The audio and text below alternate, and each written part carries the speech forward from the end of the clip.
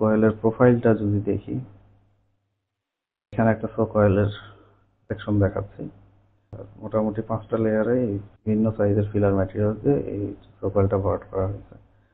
আমরা নিচের লেয়ারটা যদি দেখি, নিচের লেয়ারটা ভরাট করতে হবে ব্রিক ব্যাটস দিয়ে, ফিল্ড উইথ ব্রিক ব্যাটস। প্রথম লেয়ারের ভরাট সম্পন্ন করার পরে দ্বিতীয় লেয়ারটা আমরা ভরাট করব। এখানে আমরা ভরাট করব filled with 1 inch to 2 inch graded size brick chips. Brick chips দিয়ে ভরাট করব, যেগুলোর সাইজ হবে 1 ইঞ্চি থেকে 2 ইঞ্চির ভিতরে। এখন এই সাইজের ব্রিক চিপস আলাদা করে ভাঙায় নিতে হবে। দ্বিতীয় লেয়ারের ভরাট কাজ সম্পূর্ণ হওয়ার পরে আমরা 3 নম্বর লেয়ারে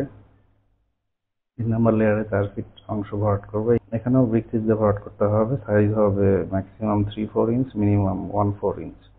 তো এটা নর্মাল ঢালাইয়ের জন্য যে খোয়া তৈরি করা হয়, সেই খোয়াটা দিয়েই ভরাট করলেই হবে। এরপরে 4 নম্বর লেয়ারে ভরাট করতে হবে কোর্স স্যান্ড FM 2.50। এর মানে ঢালাইয়ে যে মোটা বালি ব্যবহার করা হয়, সিলেট স্যান্ড অথবা উত্তরবঙ্গে পঞ্চগড়ের মোটা বালি।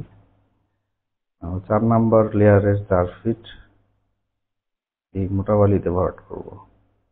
এরপরে সর্বশেষ যে লেয়ারটা আছে, সর্বশেষ যে 4 ফিট, সেটা ভরাইতে হবে মিডিয়াম স্যান্ড অফ FM 1.50।